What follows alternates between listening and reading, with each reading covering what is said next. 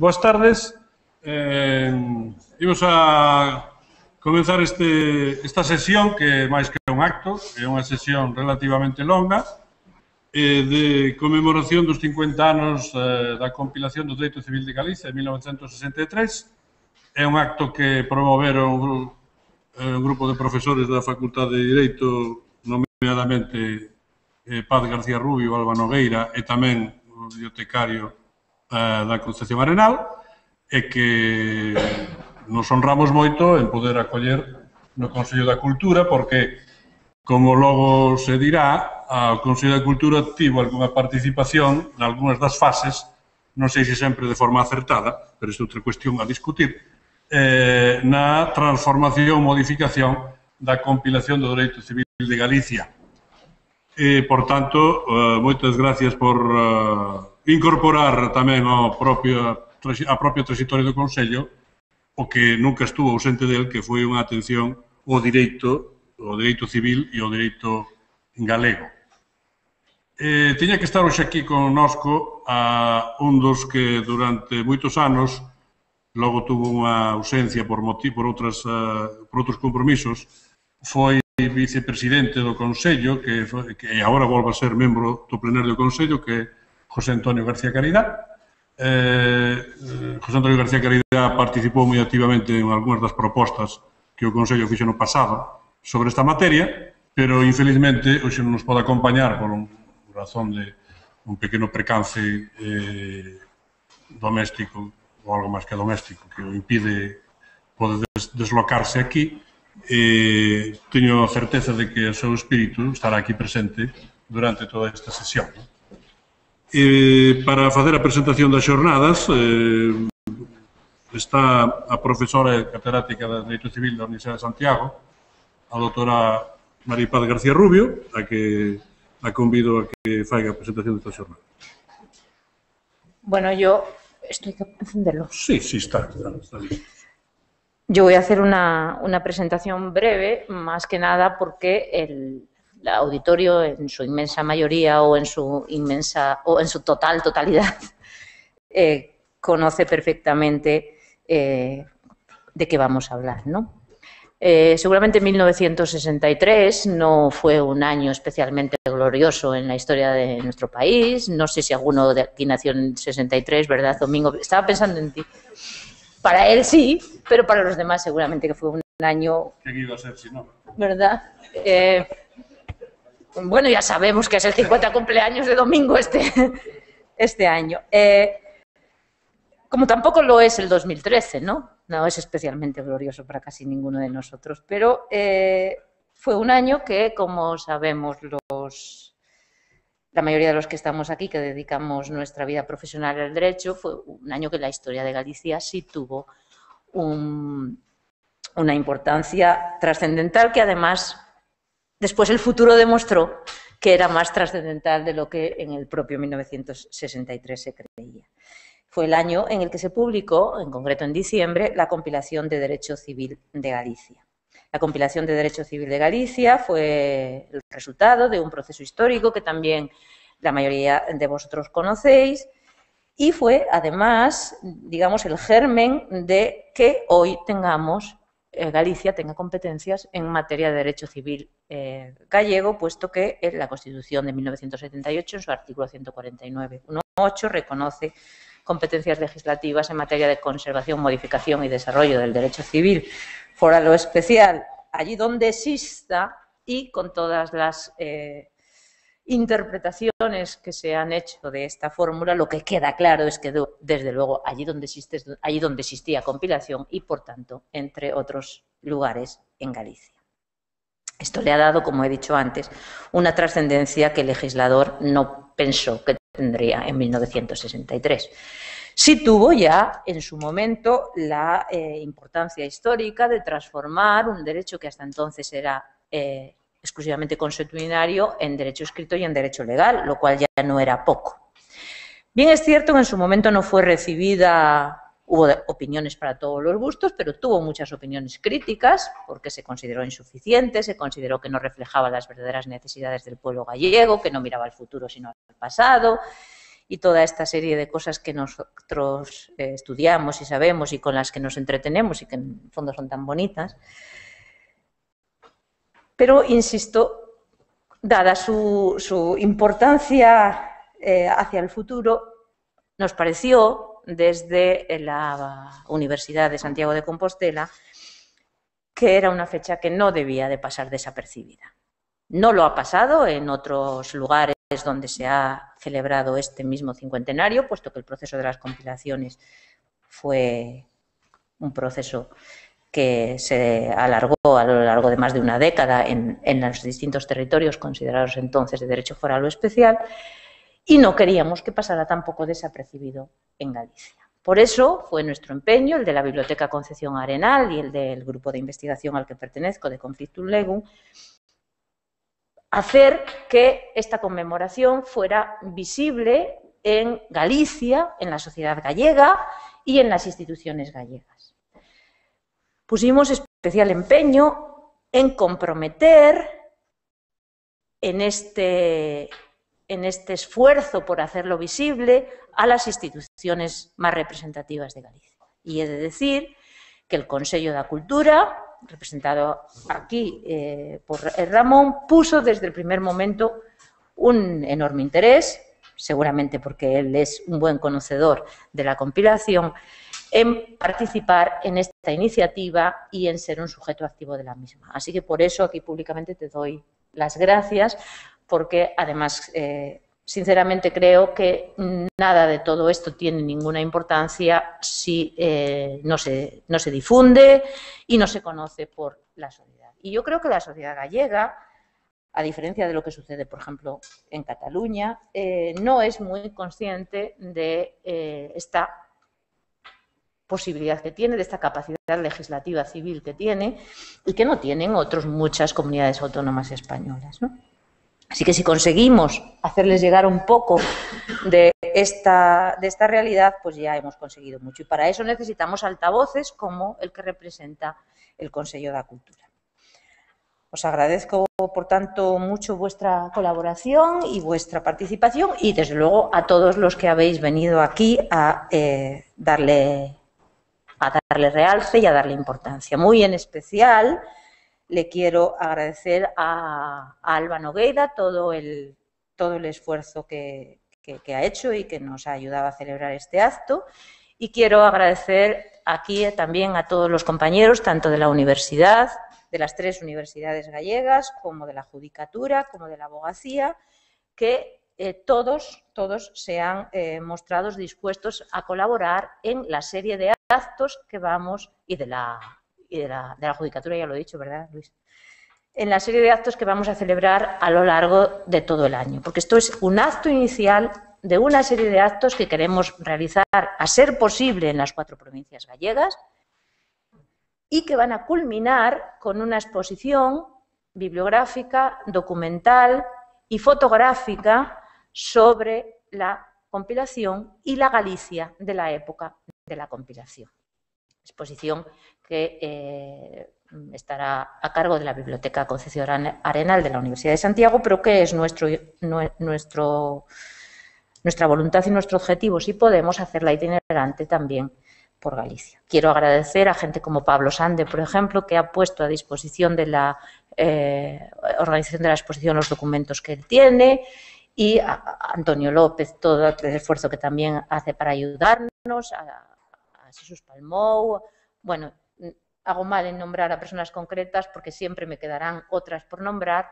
He de decir que todos han mostrado una enorme generosidad y colaboración. Mis compañeros Ángel Rebolledo, Domingo Bello, José Ramón Montero, todo el mundo. Así que a todo el mundo muchas gracias, porque a ver si entre todos conseguimos que la gente gallega sepa el patrimonio que tiene. Un patrimonio cultural grandísimo, pero también un patrimonio cultural jurídico que a lo mejor tiene primero que ser consciente de que lo tiene para después saberlo explotar.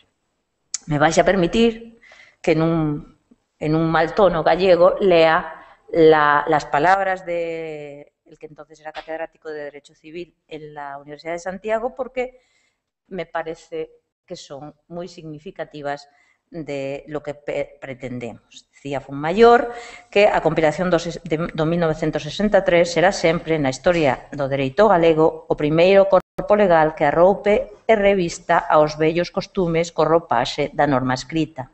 Por iso é merecente dun homenaxe de perenne reconocemento, el que le queremos hacer a lo largo deste año. Así que nada más, gracias.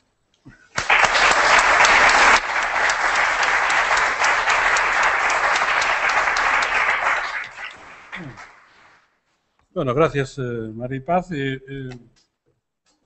Eles dixéronme que pronunciase algunhas palabras respecto deste asunto da compilación, que eu non sei se serán acertadas ou non, pero quero aproveitar a ocasión, máis alá do que a reflexión protocolaria que xa fixen antes, para decir algunhas cousas sobre a importancia que ten na historia de Galicia o propio direito e a súa ordenación e o recurso que as institucións do direito fixo a sociedade galega durante séculos para lograr algúns dos seus éxitos históricos máis anónimos e ao propio tempo máis sólidos que teña feito ao longo da súa historia moderna e contemporánea.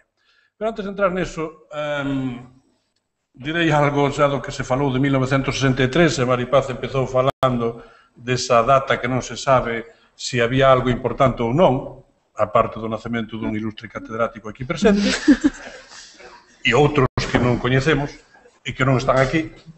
Pero, aparte deso, sí, debo decir que hai un certo fetichismo nas datas que a veces dá resultados especialmente extraños.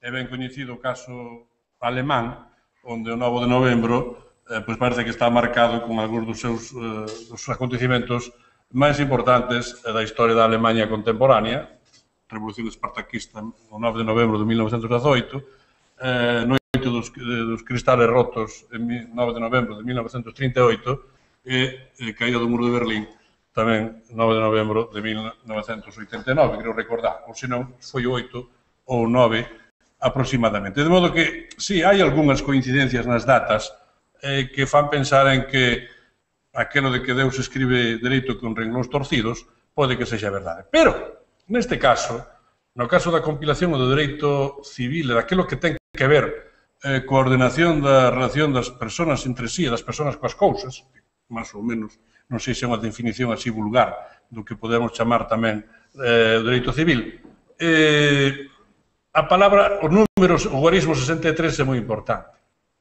Tan importante que non se pode entender casi nada da evolución do direito ou da regulación xurídica das relacións das persoas e das cousas desde a época moderna sin eso. 1763, 1863, 1963.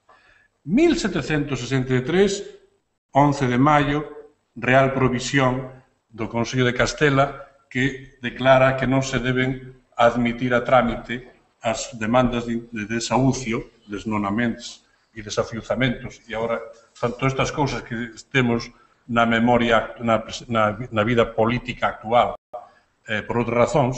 Naquela altura había unha política de presentación de demandas na Audiencia de Galicia que tendían a defender o que solicitaban o despoxo, que se dicía, o desafiuzamento das terras por parte dos foreiros. E o resultado foi, para decirlo en términos clásicos, unha feliz alianza dos campesinos co monarca contra os frades e os señores. Más ben contra os frades, contra os abades e en menor medida contra os señores, que se ventilou ou se sustanciou finalmente nesta Real Provisión, tamén chamada a veces Real Pragmática, impropiamente, según os historiadores do direito, que declaraba que non eran admisibles, que non se debían tramitar, ou non declarar admisibles, que foi despois, estas demandas de desafiuzamento das terras. Pode parecer un asunto menor, pero 100 anos e pico despois do Manuel Murguía, cando don Saturnino Álvarez de Bugallal, que fora seu colega de estudos nesta universidade de Santiago, lle encargou un estudo sobre o foro, un modo indirecto de darlle unhas pesetiñas para poder vivir. Escribeu un texto que se chama Estudio sobre a propiedade territorial en Galicia, el foro, aludía a que este acto de 1763 fora realmente a resolución máis feliz de o que el chamaba el conflicto. El conflicto por antonomasia. El conflicto entre os dominios directos e os dominios útiles. O conflicto entre os señores da terra, especialmente os abades e os mosteiros, e algún despistado señor laico, e os campesinos cun notable apoio dos fidalgos. E unha displicente posición dos xuristas da altura, que non se colocaron nunha dirección moi favorable ás peticións das comunidades campesinas, pero que finalmente o rei, atendendo aquelas xustas demandas, e o rei era Carlos III, el gran Carlos III, dixo don Manuel Murguía, as atendeu. De modo que 1763 é o punto de arranque dunha política que durou 200 anos, digamos, de tentativa de legislación de forma negativa sobre o dereito civil galego. Por tanto, algo estaba marcado en 1763. Pasan 100 anos e houve algúns señores ben informados, entre eles un magistrado da Coruña que se chama don Fermín de Muro, que publicou na Revista General de Legislación e Jurisprudencia un artigo titulado la propiedad territorial en Galicia, estado de interinidade legal. Estado de interinidade legal, onde se facía a reflexión sorprendente de que existían en Galicia unhas fórmulas xurídicas de cesión da terra que chamados foros, que se podían asimilar a censos, que parecía que eran perpetuos, pero non se podían redimir. Nin eran perpetuos, nin eran temporais. É a mellor definición de Galicia. Nunca houve outra mellor. Unhos censos que, na disposición de 1804 da súa majestade, Carlos IV, definiu como perpetuos, por tanto, redimibles, porque nada hai perpetuo nesta vida, salvo as preferentes. Bueno, as preferentes son hasta 2999. De modo que non son perpetuas, pero casi. Entonces, eran perpetuos, pero non eran redimibles. E así sucede que os foros mantuveronse nunha especie de limbo nas leis de Cádiz, nas leis desamortizadoras, nas leis de abolición dos morgados. Toda a legislación liberal mantivo, podíamos decir, con a oportuna frase dun modernista galego, Pejerto Saavedra, que mantivo un ominoso silencio. O de ominoso non sei se ten que ver coa década ominosa, pero en todo caso un claro e contundente silencio. Non se ocupou deso, pero estaban nunha interinidade legal. Este artigo de don Fermín de Muro, que algúns civilistas aquí presentes, creo que estou seguro que coñecen, deu lugar a un debate sobre este asunto, mesmo foi coincidente co primeiro proxecto moderno de redención de foros que presentou un diputado pola provincia de Pontevedra, don Justo Pelayo Cuesta, que deu lugar tamén a un congreso agrícola celebrado aquí en Santiago de Compostela durante as festas do Apóstolo. Non sei se foron convidados para viren ás festas xente de toda Galicia ou tamén para discutir ou para as dúas cousas. O que sucedeu foi que a Real Sociedade Económica de Amigos del País convocou a todas as figuras prominentes de Galicia, é verdad que o eran, e estiveron aquí desde o día 25, que se traballaba tamén en días festivos, até o día 31, debatindo e discutindo cuestións sobre os foros, sobre a lei hipotecaria, sobre outras cousas. De modo que 1863, con este epígono do Congreso Agrícola de 1864, foi realmente unha data importante. E dai, habría que dar un salto e pasar a 1926, que un oscuro decreto promulgado polo goberno xa non técnico, máis ben técnico, non militar, de don Miguel Primo de Rivera, a la sazón presidente do Consello do Goberno de España, que, dunha forma quasi silandeira, promulgou un decreto que permitía felizmente e finalmente resolver o asunto dos foros galegos e de todo tipo de cesións enfitéuticas asimilables aos foros mediante este decreto que pasou aparentemente sin pena nin gloria, que como lle sucede a todas as leis que chegan tarde. Pero non son inútiles, porque, felizmente, puxo orden no que era unha interinidade legal, que se arrastraba desde 1763.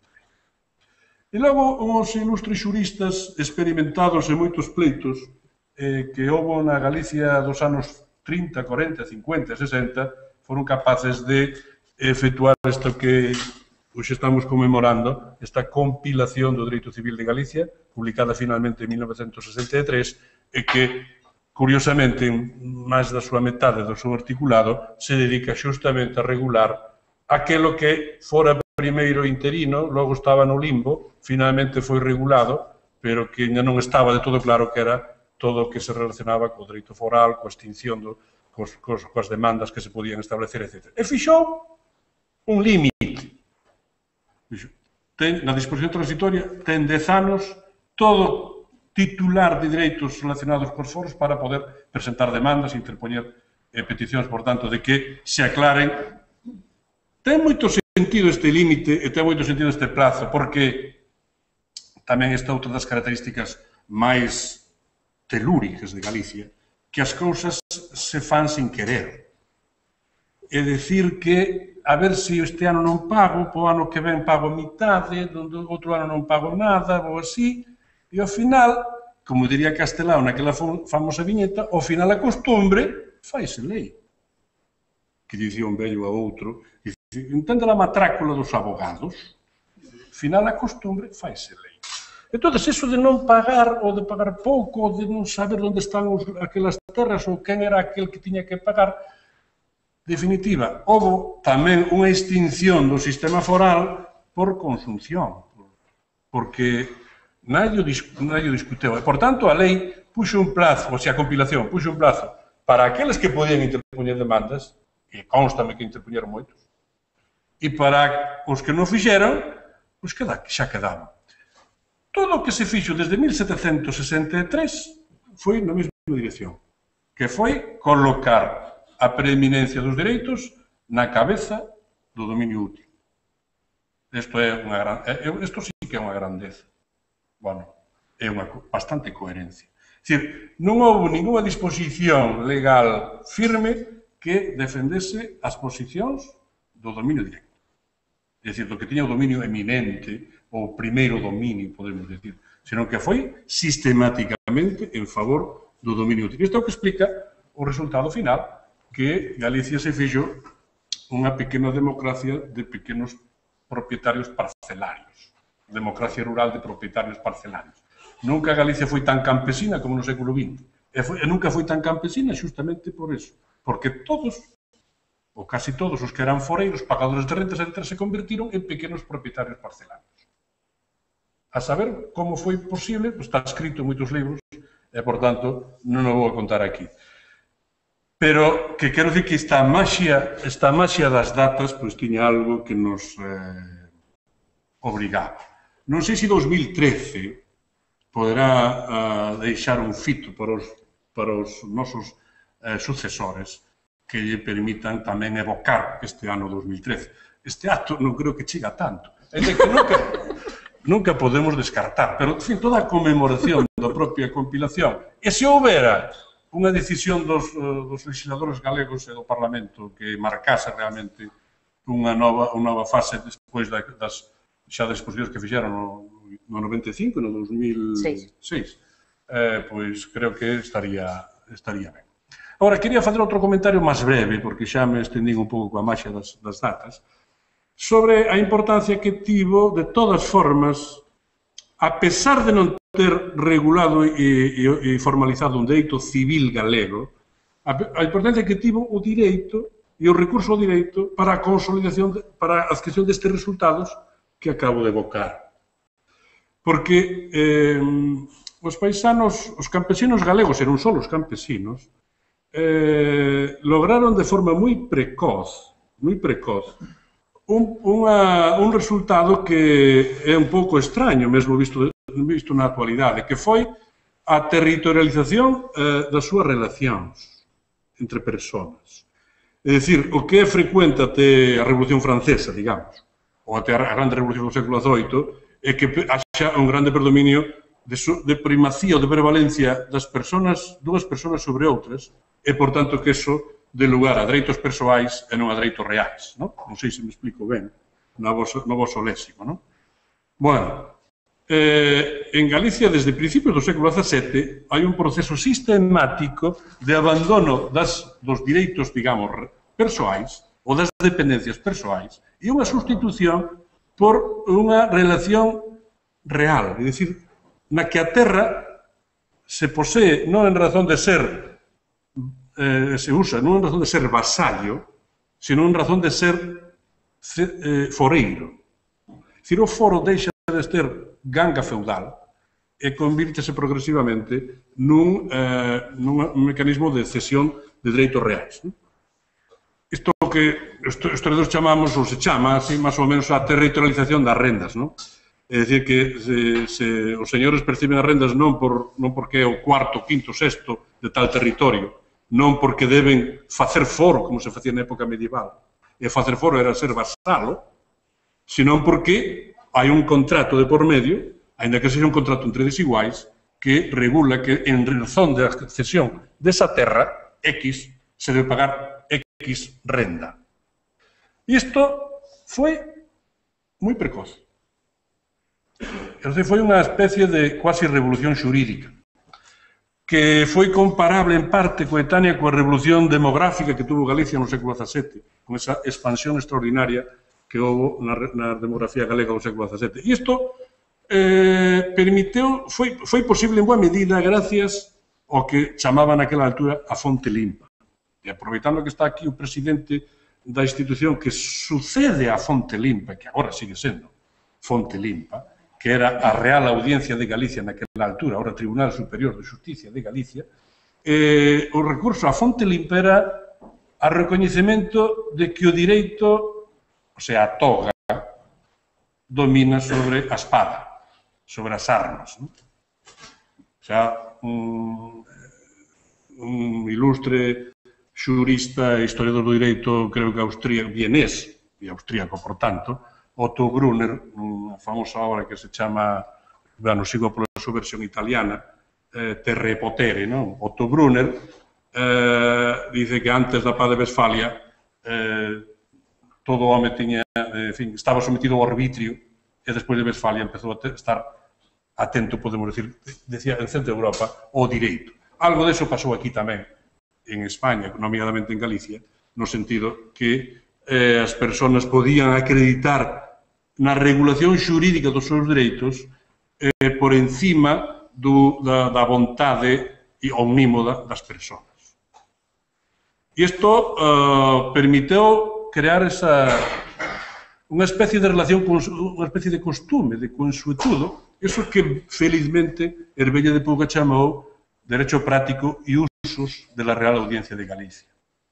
Texto que debía estar en todos os anaqueis de todas as bibliotecas de cualquier galego, mesmo non xurista, non? Porque é un dos textos, creo, que mellor resume toda esa forza do direito, e neste caso da Real Audiencia, que tivo xa desde o antigo réximen en Galicia. Bueno, con todo isto que quero decir? Quero decir que, históricamente, digamos que non só a audiencia, sino a propia sociedade galega foi asentando un proceso bastante capilar de conquista de dereitos sobre a terra e de regulación xurídica deses dereitos que en parte explican o inexplicable, e é que fose capaz de resistir todos os ventos da Revolución Liberal e todos os ventos da legislación de señoríos, de desamortización, de morgados, de décimos, o propio Código Civil. Como é posible que, habendo un Código Civil, primeiro co seu proxecto de 1851 e logo a edición final de 1889, sin haber unha articulación verdadeiramente digna de tal en Galicia, en cambio, foi capaz de resistir.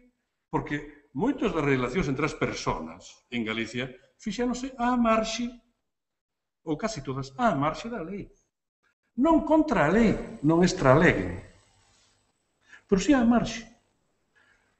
Cando se discutía aquí, naquele congreso que antes aludín, Congreso Agrícola, a aplicación ou aplicabilidade ou non a Galicia da lei hipotecaria, que era verdadeiramente imperialista, e dito no día de hoxe, cun presidente do goberno registrador da propiedade, espero que non se me tome como unha crítica políticamente incorrecta. Cando se discutía eso, incluso algúns liberais que é o que reconoceron finalmente, que en Galicia era que non se podía registrar, o sea, inmatricular fincas, porque non se sabía que fincas eran. Pero eso non supuxo que isto non funcionase.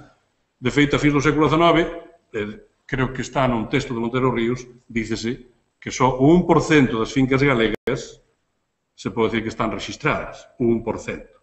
Por eso, os registradores todos escapaban para Cataluña e Castela, e en Galicia non quedaba ningún. Ser registrador en Cataluña era unha garantía, ou en Valencia. Tamén ali estaban os principais teóricos do dereito hipotecario, entre eles, con Bienvenido Olivera, quen tuven que ler cando fixen a miña tese de doutorado. Xa non me recordo moito máis que eso, pero en fin. Ángel Rebolledo, que me axudou a andar na biblioteca da Facultade de Direito. Ben o recordo. Roca Sastre de notarios. Bueno, de dereito hipotecario. Si tamén lín en Roca Sastre. Porque hai que ler algunhas cousas indixestas na vida. Pero aseguro-vos que se pode sobrevivir a Roca Sastre. Perdón, non sei se ten algún parentela contigo, Encarna. Vale. Quero dicir que se pode... E son 4 volumes, os de Roca Sastre, non? Bueno, entre otros. Entre otros, sí. No, que a tradición, digamos, de esa propiedade perfecta impulsada polo individualismo posesivo e aplicada formalmente na tradición xurídica española foi moi difícil de poder aplicar en Galicia. E claro, a isto nos arriscamos a ser un lugar de propiedade imperfecta, de vestixios feudais, de residuos, algo inexplicable. Pero o resultado foi que en isto, nos montes veciñais, en tantas cousas, se viveu á marxe da lei, ou trampeando a lei, ou aproveitando os resquicios da lei. Por exemplo, o caso que, como se resolveu o problema dos comunais en Galicia, é ben paradigmático, ainda que o resultado non fose moi feliz, pero ante o perigo de que as propias institucións públicas, concellos, diputacións, o Estado mesmo, incentivase ou apoiase unha nacionalización dos bens comunais, foron primeiro defendidos e logo particularizados con criterios que podían ser millores, pero así foron, e en tal caso salvados para as comunidades locais. Inda hoxe unha cuarta parte do territorio de Galicia, unha cuarta parte, que é decir moito, está nesa situación. Unha cuarta parte, regulado pola Lei de Montes Veciñais e Mancomún de 1968. En fin, con isto acabo, que a compilación de 1963, aínda dentro da súa debilidade, podemos decir, veulle poñer fin a un estado de interinidade. Isto eu creo que é a súa grandeza.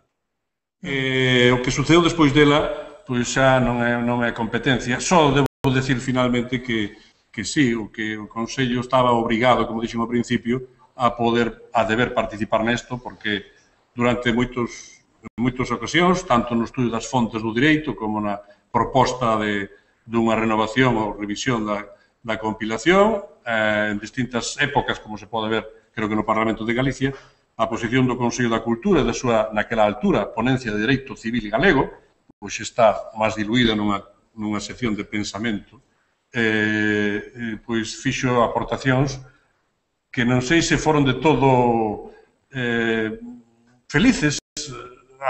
Teño lido mesmo literatura que é un pouco crítica con esta posición, pero xa non podo entrar. Porque o que sí reputo é que as posicións que defendeu no pasado, agora non defende nada, no pasado o Consello da Cultura, que non defende nada porque non se ocupou deso, estiveron máis cerca da costume e non da lei. Agora, o que é máis coherente en Galicia é a costumbre, o costume, non? E o que é menos aceptable, ou foi menos aceptable, foi a lei. Isto ainda digo eu que teño algunhas herdanzas xacobinas na miña propia formación. De modo que con isto, con esta reflexión, con esta recoñecemento, acabo de novo dándovos as gracias e felicitándovos por esta iniciativa e espero que isto poida abrir un debate sobre o que é o papel do direito na propia configuración da, non sei se está ben usar a palabra, pero creo que sí, da propia identidade galega, porque foi especialmente importante como unha sociedade de forma anónima e en gran parte igualitaria foi quen de evitar que a violencia tivese lugar e que, en cambio, regulalo mediante un acordo ou un trasacordo. Nunha carta que lle escribeu Montero Ríos a don Antonio Maura, con motivo dun traspese electoral que tiveron nun distrito, que no que acordaran facer unha cousa e despois saleu outra, como era a veces frecuente, e dixolle, si en Galicia o acordo fose tan forte como o trasacordo, seríamos un país feliz. De modo que aquí as cousas non se fan con acordo solo, senón con trasacordo. Pero o trasacordo exixe tamén reglas. E iso é o costumbre. E iso é convivencia. Quizá non sexa lei, pero, para decirlo con castelao, entendes esa matrácula? Gracias.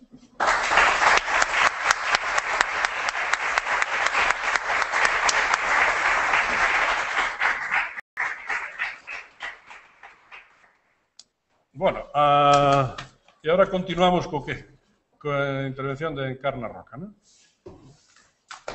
Bueno, deixo o sitio. Muy bien. Gracias. Gracias.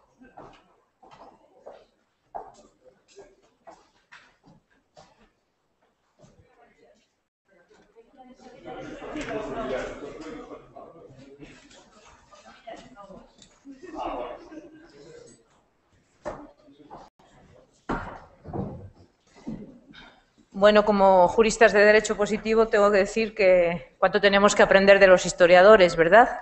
Con lo cual parece que el ideal debe de ser historiador del derecho, ¿no? De los que tenemos también aquí representantes. Ahora deja en mis manos Ramón Villares la labor de presentación de la ponente que ha tenido la generosidad de venir a acompañarnos esta tarde, doña Encarna Roca Trías. Yo creo que es una labor en buena medida innecesaria, puesto que es una persona muy, muy conocida, es una celebrity del derecho. Encarna ha sido y lo es todo, y además en grado máximo. Es catedrática de Derecho Civil de la Universidad de Barcelona y a esto nunca renuncia porque, como ella me dijo hace un par de horas, para ser buen profesor, el mejor es el profesor, para ser juez, el mejor es el juez. Bueno, pues a su condición de profesora, que es su condición inicial, no renuncia. Ella es catedrática y sigue siéndolo de Derecho Civil de la Universidad de Barcelona. He de decir que inició su carrera como catedrática, como agregada a la cátedra, en Santiago de Compostela, donde no estuvo mucho tiempo, pero de lo que le quedó una querencia por Galicia y por Santiago, que hace que siempre que cualquiera de nosotros la reclama para cualquier acto esté dispuesta a venir, viene contentísima, disfruta muchísimo de la ciudad, de sus gentes, de sus tiendas, de su comida. Encarna es una amante de la vida y de Galicia como lugar donde se vive muy bien. Ha sido la primera mujer magistrada de la Sala Primera del Tribunal Supremo hasta hace unos meses. Todos los civilistas le estaremos eternamente agradecidos del cambio que su presencia en esta sala dio a una buena parte del derecho civil, porque se notaba que habían entrado aires nuevos, aires femeninos y aires nuevos. hace unos meses cambió la Sala Primera del Tribunal Supremo por el Tribunal Constitucional. Ahora es magistrada del Tribunal Constitucional y allí se está peleando por también darle unos aires nuevos que falta le hace a esta institución. Seguro que con el mismo empeño que siempre la ha caracterizado, con la misma dedicación, con el mismo entusiasmo y con el mismo gusto por todas las cosas que hace. No tengo sino que volver a reiterar el agradecimiento por venir hasta aquí y el decirle en mi nombre y en todos los de los compañeros que están aquí que Encarna en Santiago siempre eres bienvenida, en Galicia siempre eres bienvenida. Así que cuando quieras, debe de estar, ¿no? Sí. Ramón. Bueno, no, muchas gracias por lo que has dicho y es verdad, yo cuando vengo aquí a Santiago me lo paso muy bien y es verdad que conozco diversas tiendas de Santiago donde me he comprado diversas frivolidades, pero que son muy preciosas y agradables y por tanto no por eso vengo aquí, vengo porque tengo amigos y tengo, bueno, pues una cierta querencia. Bien, y en primer lugar tengo que agradecer que me hayáis invitado para estar otra vez de nuevo en Santiago, aunque esta vez estaré pocos días, pero bueno, ya encontraré ocasión de comprar lo que me interese. Estamos conmemorando en este acto tan importante el cincuentenario de la promulgación de la compilación del Derecho Civil de Galicia, Derecho Civil Especial de Galicia, llamada así por la Ley 147 de 1963 de 2 de diciembre. En primer lugar, yo tendría que felicitar a la vieja compilación. La vieja compilación que ha pasado con quizá más gloria, no sé si mucha pena o mucha gloria, pero en realidad sí que resultó definitiva para permitir la evolución del derecho gallego, para permitir que el derecho gallego no quedara concentrado en aquellos problemas sobre la tenencia de la tierra que nos ha explicado el profesor Villares y, por tanto, ha dado lugar, y ahora lo veremos, a la evolución del derecho gallego. Yo me voy a centrar no tanto en el texto de la compilación, sino un poco en por qué esta compilación surgió, y qué ha pasado luego y qué es lo que está pasando ahora.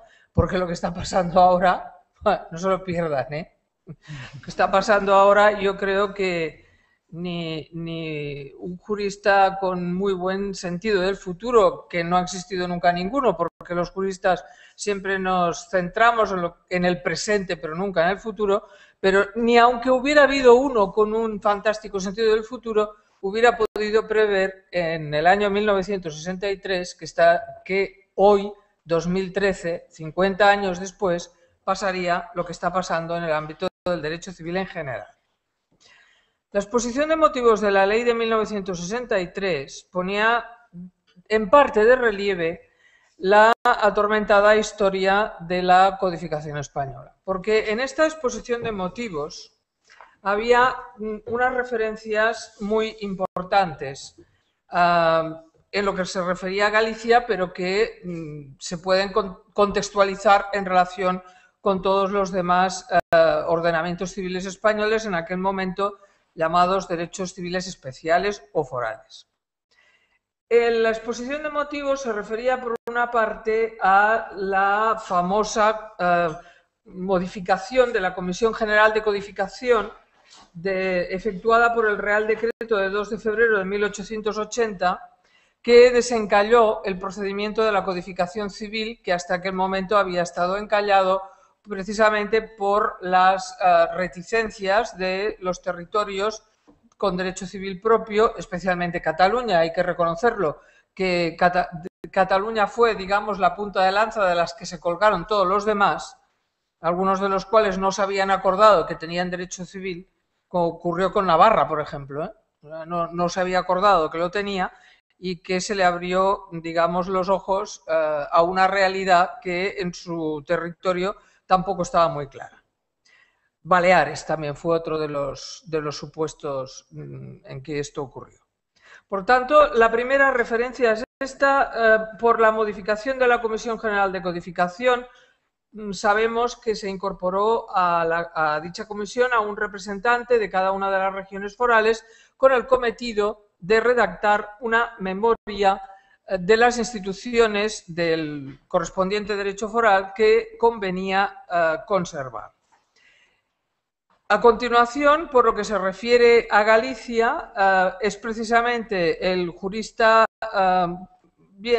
formó parte de la Comisión de Codificación, el jurista Rafael López de Lago, autor de una memoria sobre las instituciones gallegas que se centró básicamente sobre los foros de la sociedad gallega. Por tanto, en aquel momento, 1880, bueno, la memoria es un poco posterior, pero es de la época anterior a la Ley de Bases de 1888, los problemas gallegos se centraban, al parecer del señor López de Lago, sobre estas cuestiones.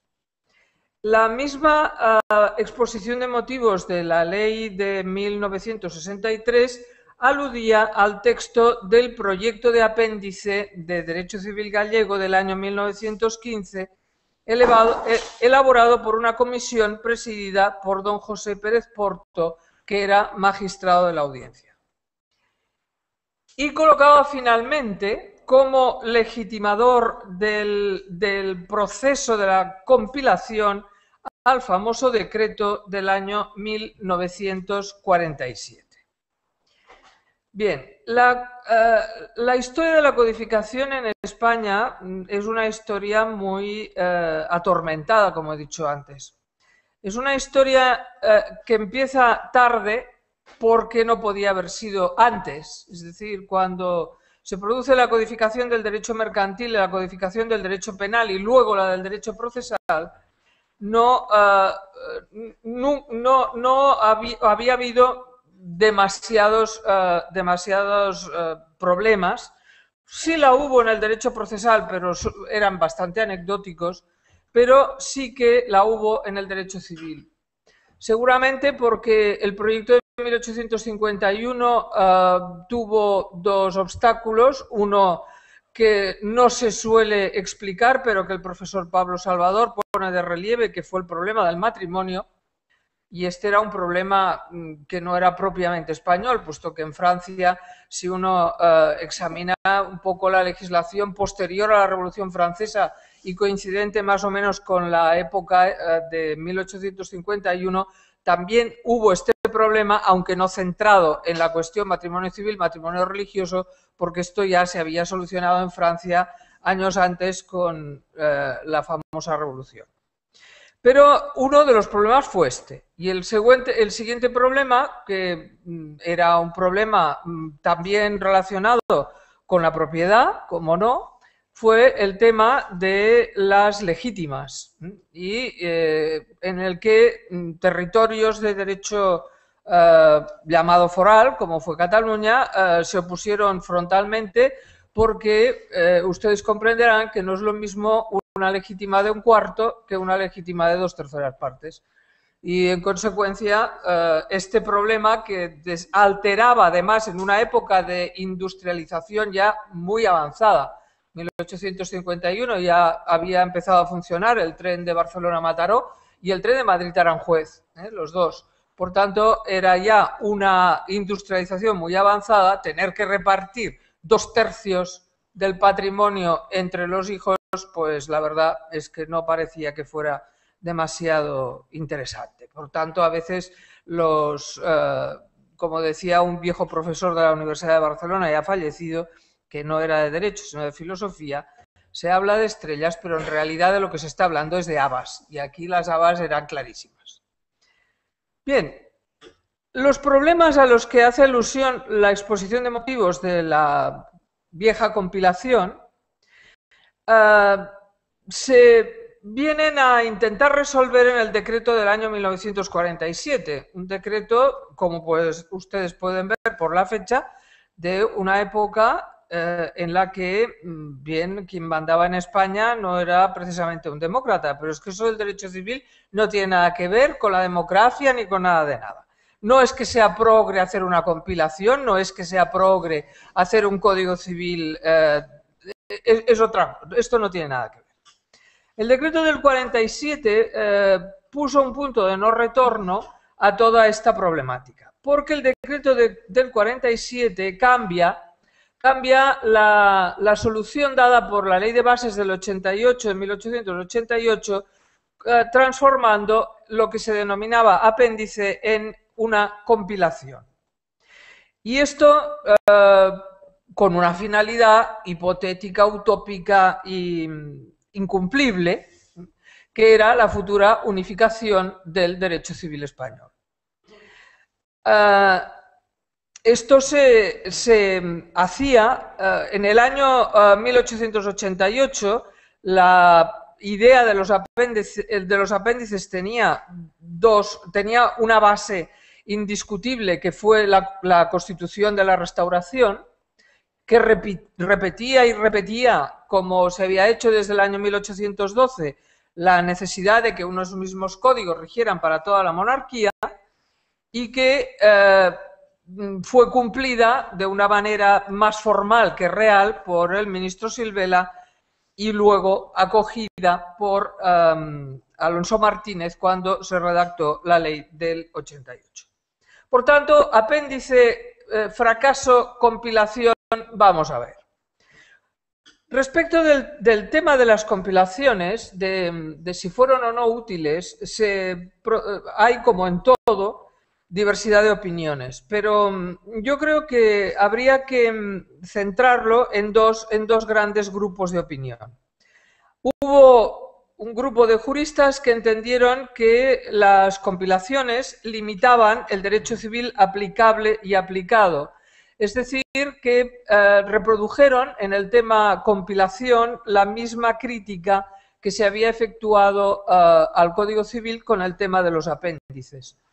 Sabemos también, porque son hechos históricos irrebatibles, que el único apéndice aprobado y promulgado y en vigor después del Código Civil fue el apéndice de Aragón. El apéndice de Derecho Civil de Aragón fue muy criticado en su época, respondía además a una necesidad, por otra parte, explicada en libros del señor Gil Verges, que se refería más que nada a aplicación de la ley de mostrencos y, en consecuencia, del Código Civil en materia de sucesión intestada, pero fue el único aplicable.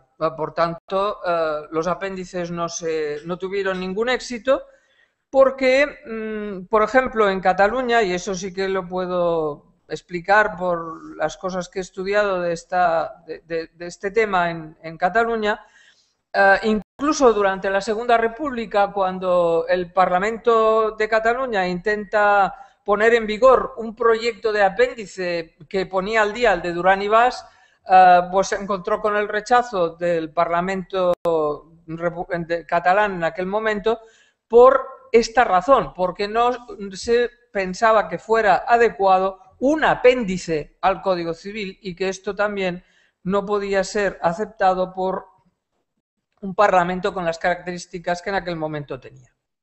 Otro grupo de juristas fue los que entendieron que la compilación, cualquier compilación, era una oportunidad en positivo. Y era una oportunidad en positivo por varias razones. Los juristas prácticos, hay que tener en cuenta una cosa. Evidentemente la universidad en aquel momento no tenía el peso social que tiene ahora la universidad. Pero es que además, quienes intervinieron en prácticamente todas las compilaciones no fueron nunca juristas de la universidad, sino que fueron notarios, abogados, etc. Es decir, quienes sentían la necesidad de tener un derecho seguro para aplicarlo. En la universidad solo se explicaba el Código Civil. Ya, lo otro no interesaba para nada. Por tanto, los que sentían esta necesidad tuvieron la seguridad de que el derecho foral iba a ser aplicado con mayor frecuencia porque tenía un texto, estaba contenido en un texto y a partir de aquel momento todos sabían a qué atenerse. Ya no se trataba de buscar aquellas costumbres que no se sabe cuántos años tenía, no se sabe ni tan solo quiénes las habían creado. O bien aplicar el digesto como ocurría en Cataluña, que claro, en el digesto siempre se encuentra un roto para un descosido. Es decir, siempre hay una ley que favorece a uno y al contrario, ¿no? Por tanto, esta era una necesidad real. En segundo lugar, la crítica positiva fue porque se dotaba al derecho foral de mecanismos modernos, es decir, cláusulas de supletoriedad con mayor seguridad, cláusulas derogatorias, y ahora ya sabemos dónde está el derecho, sistema de fuentes, reglas para la aplicación, etc. Y finalmente, una tercera razón positiva, y es que completaba el ordenamiento general con el Código Civil y, por tanto, las reglas de aplicación, la vecindad civil concretamente, y las normas de derecho interregional que se habían ido desarrollando después de la entrada en vigor del Código Civil, se habían ido desarrollando su aplicación, pues tenían mayor razón de ser. De todas maneras, eso no dejaba, las compilaciones no dejaban de tener una estructura de apéndice. Seguían siendo un apéndice, aunque no se llamaran así. Sin embargo, aquellas viejecitas compilaciones cuya redacción, promulgación y entrada en vigor se produjo a partir del año 1959 me parece que es la primera, hasta la de Navarra, que nunca sé si es el 73. Pues durante este periodo se produjeron toda la entrada en vigor de estas compilaciones, tuvieron un efecto que, como he dicho antes, un jurista de la época no hubiera podido nunca predecir. Si en el año 1947 les hubiera dicho a quien redactó el decreto lo que estaba llamado a ocurrir, no hubieran redactado el decreto, sinceramente, hubiera sido otra la situación. Porque estas viejísimas compilaciones que recogían lo que recogían sirvieron, primero, para determinar quién tenía derecho civil propio. Sí, es verdad que Federico de Castro, antes de las compilaciones, ya más o menos lo enumeraba, porque lo enumeraba como consecuencia del decreto del año 1880, es decir, quiénes eran los miembros forales de la Comisión de Codificación. Pero, palabrita del Niño Jesús, aquí está. Solo son estos y ninguno más. Y esto plantea un problema sobre el que no voy a pronunciarme, ¿no? Pero que está en la cabeza de todo el mundo. Segundo efecto. En un sistema centralizado de fuentes del derecho, como era el sistema español hasta la Constitución del año 1978, se permitía mantener una especie de sistema federalizado en el ámbito del derecho civil. Y esto a los españoles, a los franceses, no digamos, les resulta muy difícil de entender, pero si ustedes hablan con un norteamericano, pues lo entiende perfectamente. Es decir, es un sistema en el que no hay un único derecho civil, sino que hay varios derechos civiles. Por tanto, el propósito del decreto del 47, que era matar al derecho civil foral para integrar aquellas instituciones más importantes dentro de un futuro, que así es como se hablaba en la exposición de motivos de aquella ley, para integrarlos en un futuro Código Civil único, pues mire, sirvió justamente para todo lo contrario. Es decir, a eso se le llama el efecto boomerang. Pero claro, tuvieron que pasar bastantes años, ¿no? Del 47 al 78 llovió bastante, aunque hubo periodos de fuerte sequía. Dicho esto, yo les voy a hablar solamente de dos cosas que me voy a centrar un poco en la compilación actual, pero no solo, porque, perdón, la compilación gallega, pero no solo, porque así me lo ha pedido también Maripaz. Les voy a hablar, en primer lugar, de un problema de estructura, digamos, técnica de las compilaciones y qué significaron en el sistema de fuentes de la época, y luego una reflexión un poco sobre el futuro al que me he venido refiriendo en este momento. Las fuentes de las compilaciones, del derecho compilado, mejor dicho, especialmente aquí en Galicia, tenían un fuerte componente consuetudinario. En Galicia, como también en parte en Cataluña, menos en Navarra, se produce un efecto bastante importante, que es la transformación en ley de prácticas consuetudinarias que estaban recogidas, porque se recogieron, mejor dicho, en la compilación y concretamente en la compilación de Derecho Civil Gallego, en que la propia exposición de motivos habla claramente de la fuente consuetudinaria de la norma básica.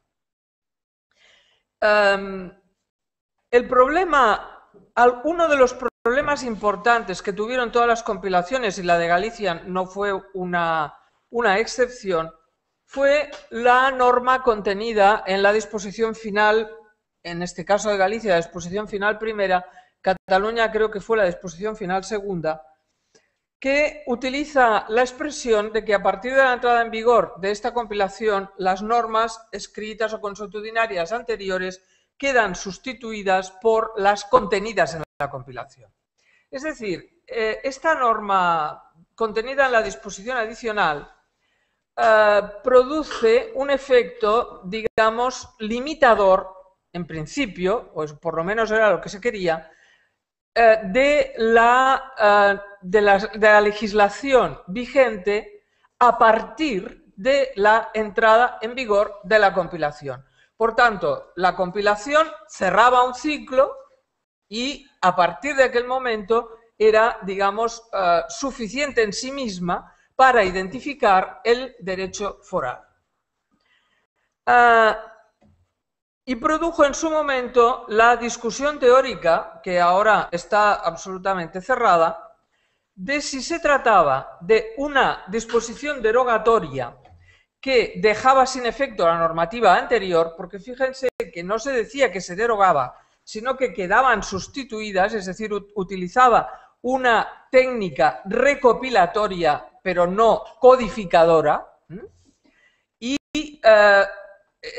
en segundo lugar, esto ponía otra duda sobre si a partir del momento de la entrada en vigor de cualquier compilación se podían crear nuevas normas consuetudinarias.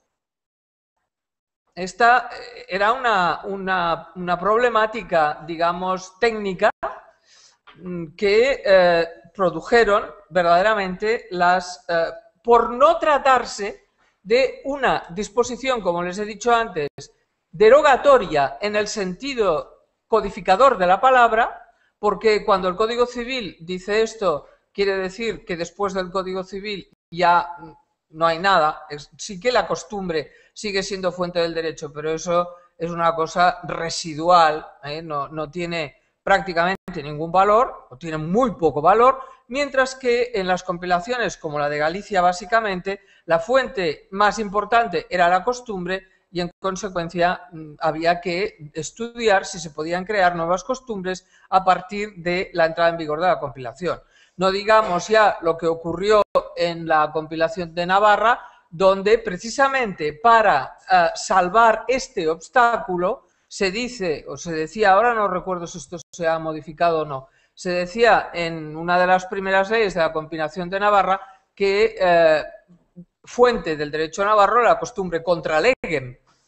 Esto en un sistema, digamos, constitucional no es demasiado correcto, pero sí que lo podía ser y por eso está así la compilación de Navarra para obviar esta discusión que se planteó a partir de la entrada en vigor de la compilación catalana, porque además todas las compilaciones posteriores fueron introduciendo la misma norma, digamos, pseudo-derogatoria, porque no era derogatoria exactamente.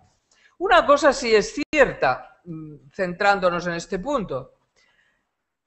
Por lo menos en Galicia, la compilación no impidió la creación de nuevas costumbres. Y no lo impidió, y el Tribunal Constitucional lo reconoció en una sentencia que supongo que ustedes conocen, en la sentencia 182 del año 92, de 16 de noviembre, en la que se discutía la competencia de la Comunidad Autónoma de Galicia para transformar en ley las normas consuetudinarias relativas a los arrendamientos históricos. Esta dificultad técnica se había planteado también en una sentencia anterior del propio Tribunal Constitucional relativa también a los arrendamientos históricos de Valencia. O sea que era más o menos la problemática era paralela en ambos casos. El Tribunal Constitucional dijo que la Ley 2/86 de Galicia, que se refería a la transformación en ley de un tipo de costumbres relativas o referidas a los arrendamientos históricos, era conforme con la Constitución. No negó, porque tampoco lo había negado en Valencia, en un caso muy parecido,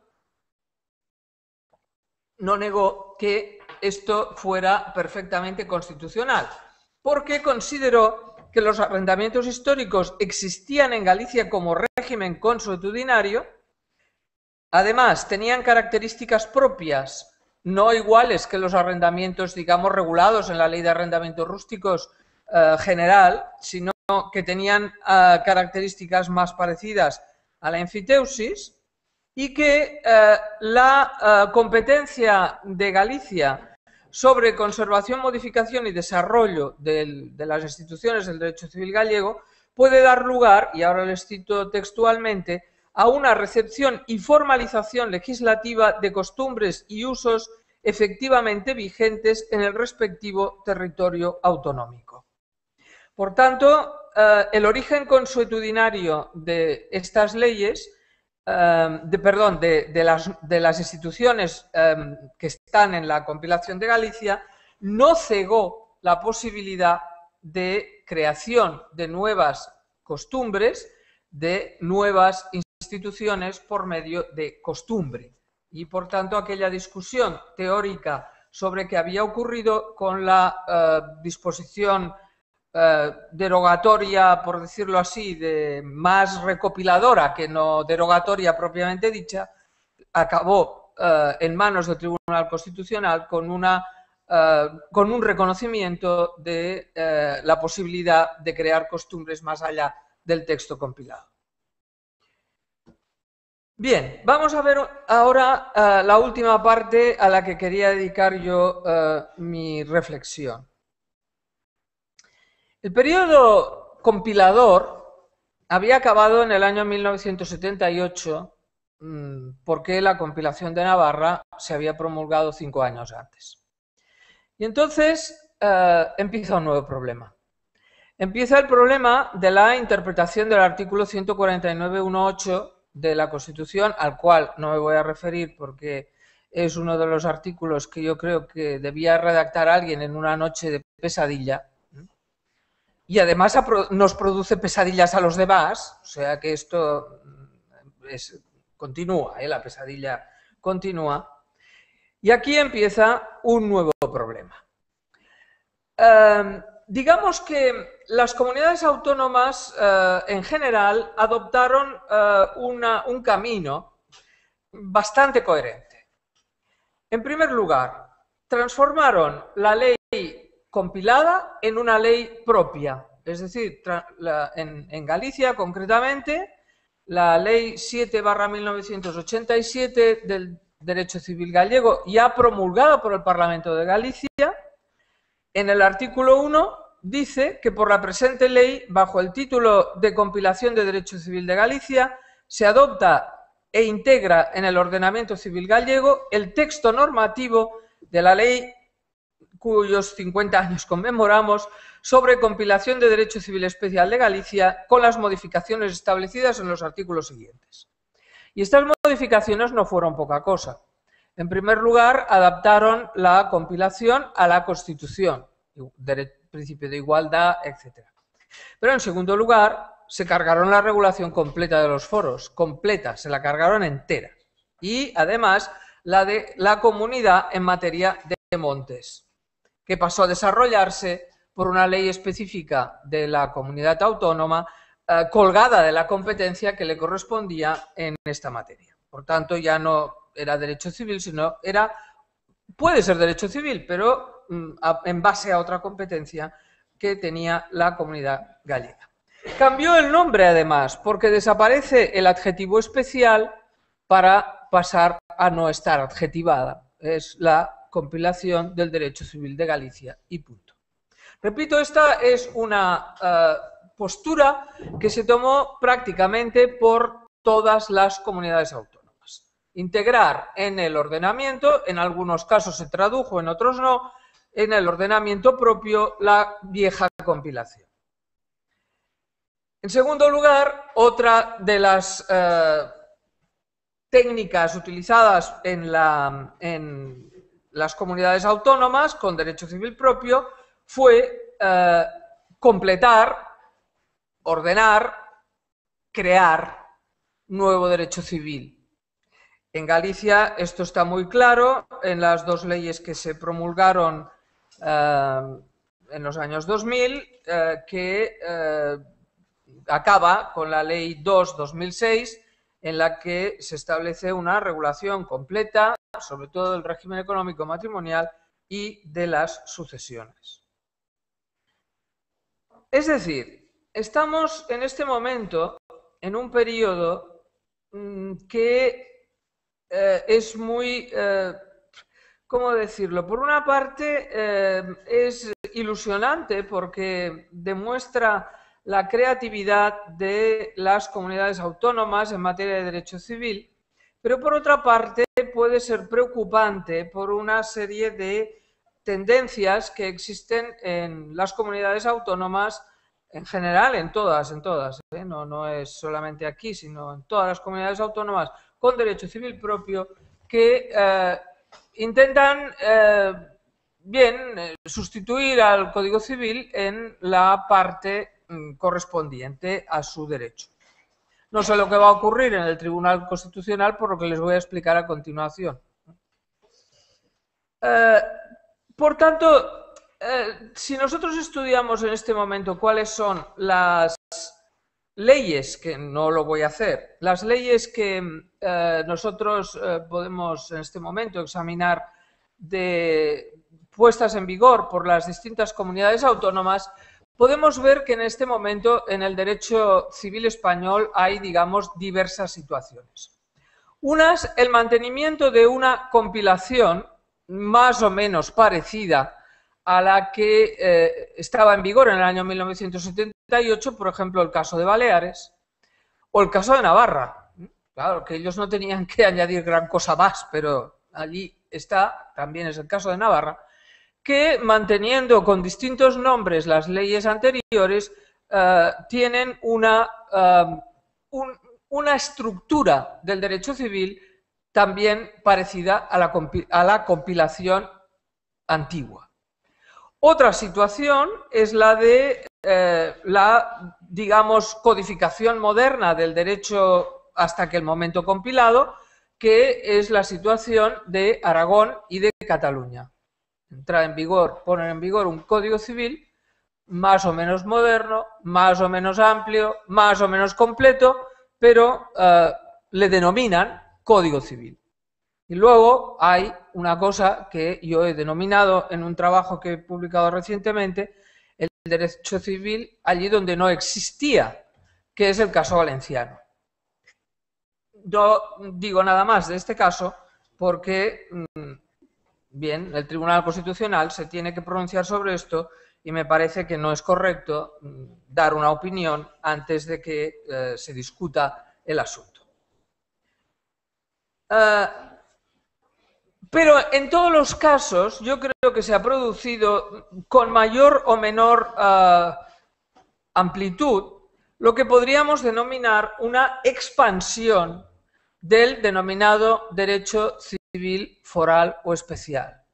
El derecho civil se ha expandido y además con técnicas mucho más modernas que las que se han utilizado en el Código Civil, que está quedando, a mi modo de ver, un poco anticuado. En algunas cosas yo creo que los derechos autonómicos, como creo que deben denominarse en la actualidad, son más modernos y tienen una mayor proyección de futuro. Porque, bien, no sé, las razones no las sé, pero la verdad es esta. Yo querría llegar ahora ya a una conclusión. Un jurista jacobino debería llegar a asumir el golpe que representa el panorama al cual me acabo de referir. Fíjense ustedes que las constituciones del siglo XIX, todas, sin excepción, bueno, alguna no lo decía, pero no es que no lo pensara, no lo dijo, pero se pensaba así, entendían que unos mismos códigos debían regir en toda la monarquía. Y esto era un planteamiento jacobinista, claramente, pero moderno en aquella época. Pero esto no es verdad. Desde este punto de vista, resulta duro enfrentarse con un sistema plural de derecho civil que no se ha desarrollado ni con los mismos tiempos ni con las mismas finalidades en España. Yo les ofrezco estas conclusiones por si ustedes pueden estar interesados en discutirlas o pensarlas o decirme si tengo o no razón. Primero, la unidad o la pluralidad del derecho civil no ha sido afrontada nunca con realismo ni con método científico.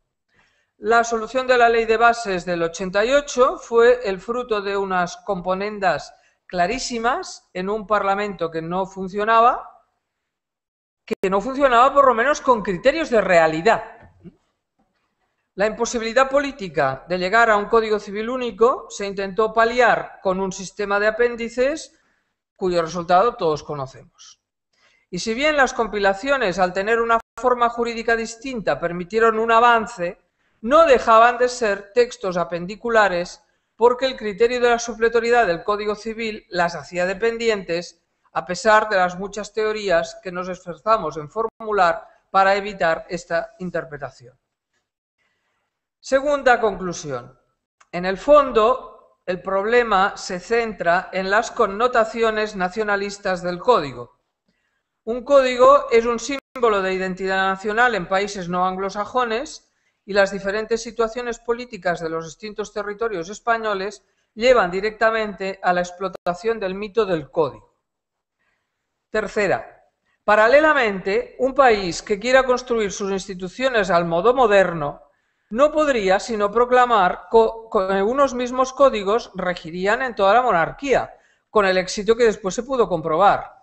Como resulta habitual, la racionalidad fue superada por los intereses de cada uno. Cuarta, la enrevesada redacción del artículo 149.1.8 de la Constitución propicia todo tipo de interpretaciones. Pero lo que resulta definitivo es que, dada la naturaleza del recurso de inconstitucionalidad, las diferentes políticas legislativas de las comunidades autónomas se han convertido en leyes vigentes. Nosotros no podemos discutir cuál es la mejor interpretación de la norma constitucional porque el sistema plural instalado en este artículo tiene vida propia.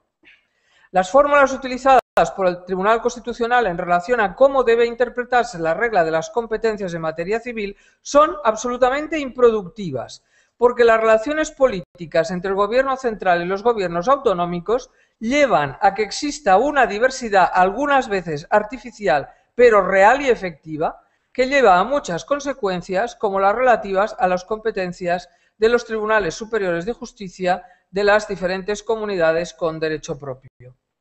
Y quinta y última, la Constitución actual no ha configurado formalmente nuestro Estado como federal, pero hace ya mucho tiempo que pienso, y lo he escrito así, que el embrión del federalismo se mantuvo en la legislación civil desde 1888. Las cosas evolucionan muy lentamente, pero acaban siendo lo que deben ser. Muchas gracias.